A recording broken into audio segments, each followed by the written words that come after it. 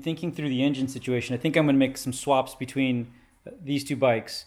So the HKO version here was supposed to originally have the 4-speed engine that they made in 1970 and 1971. The only manuals I think that were in the CT70 line. Since I can't find a good CT70H model engine that has the manual transmission, I figured I'd go ahead and take the Lifan 125 1 down 3 up engine that I have on this bike, since it has the manual setup, and then replace this with one of the Lifan semi-automatic models, since this model wasn't supposed to come in a manual transmission. And that way I make this bike a little bit more like the way it should be, and the 1970 bike a little more like the way it should be. Obviously both of them aren't supposed to have new 125 Chinese engines, but at least the alignment's a little bit better there. So I'm started to swap out the brakes again. This was the original brake lever that came with the Fat MX front fork system. I had previously swapped it out with this set. This was the brake, and I had the matching, or rather this was the clutch and I had the matching brake. I was never a fan of how high-tech this looked too, though, with all the billet aluminum. Everything else on the bike has that older look, of course, so having this laser engraved logo from this MZS Chinese company just didn't really match the overall style of the bike. So I'm going to take the clutch lever off, and this bike's not going to run the clutch at all. And I think that this kind of big goofy lever matches the overall look that the bike should have anyway. And take this engine and put it onto this frame, and then order the, again, semi-automatic motor for this bike. The semi-automatic motor also comes in all black, which kind of matches the motif of this bike a little bit better too. This bike has the black accents with the headlight bracket, and the rear tail light bracket is black, whereas on the 1970 bike all of those things are supposed to be chrome. I was hoping to not continue tinkering with this bike, but anyway, that just made the most amount of sense.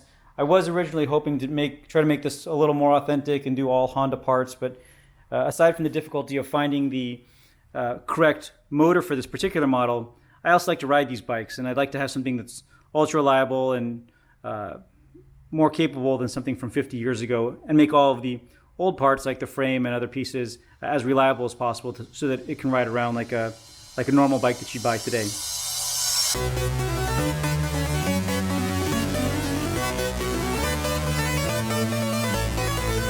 Okay, engine completely removed.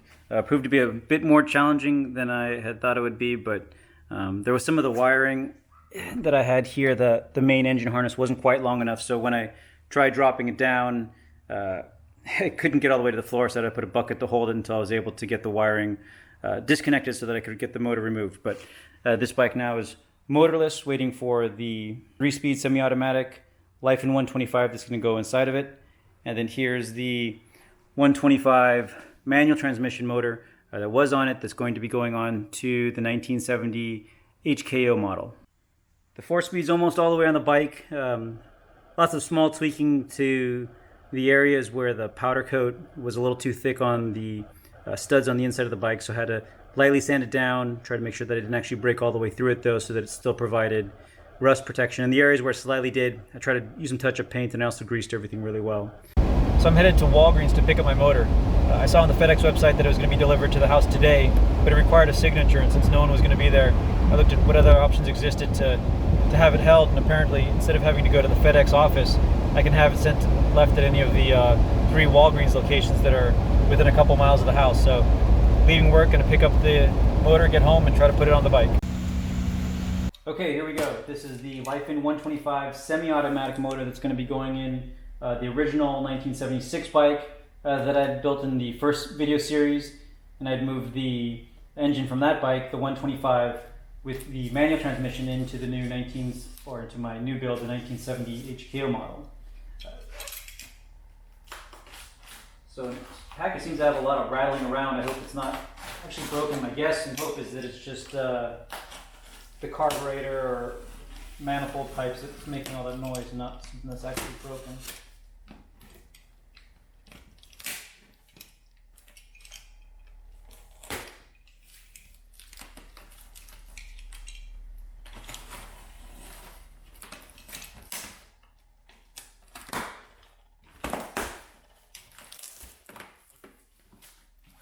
Inside the box is a box that looks like it was already opened.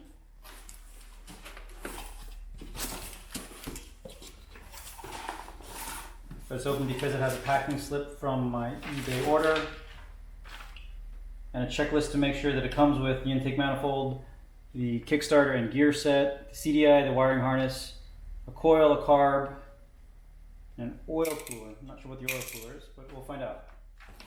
So this looks like what was making most of the noise.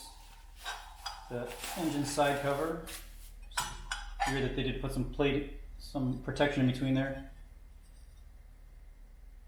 But both of those look really good.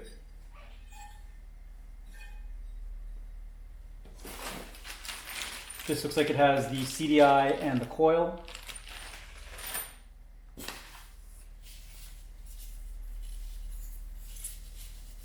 This is bubble wrap, 3 pieces of styrofoam. I have no idea why that's there.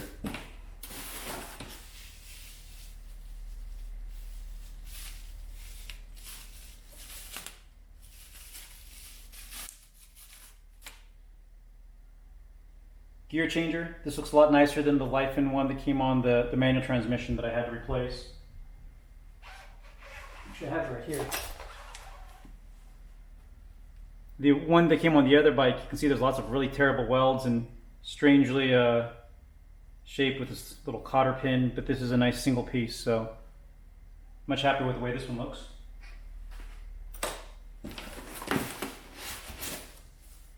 Intake manifold.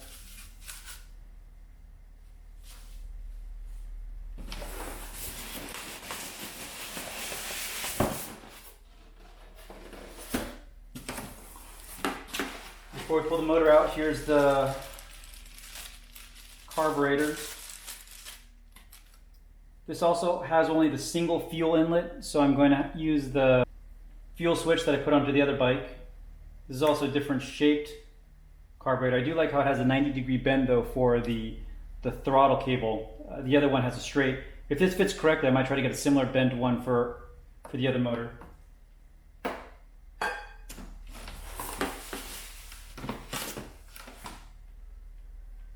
I don't know what this tube is. This may be a fuel filter.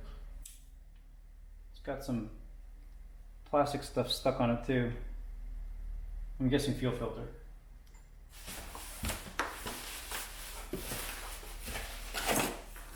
Here's the very basic wiring harness. This came with something similar came with the other bike, but something that I'm just tossing away because I'm going to buy the full wiring harness that comes from Trail Buddy. That was a nice, easy solution. Now for the rest of it.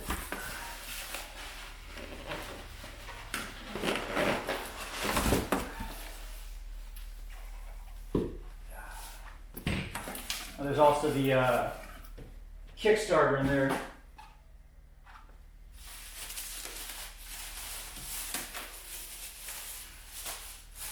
I really want to set this right next to the other motor because I'm curious.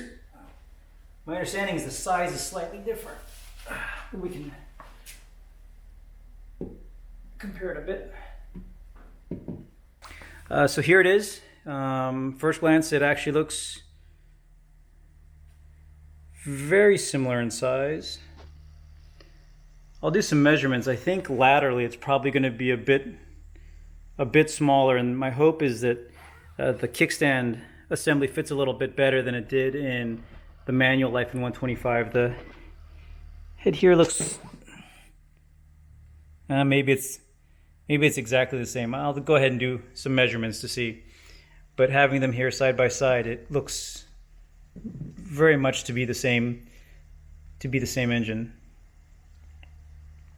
Again, I like that the all black here though maybe better matches the bike, the 1976 bike, with some of the black accents that aren't chrome on this particular model, and that the manual motor fits a little bit better maybe by way both of color and the manual transmission with this 1976 HKO bike.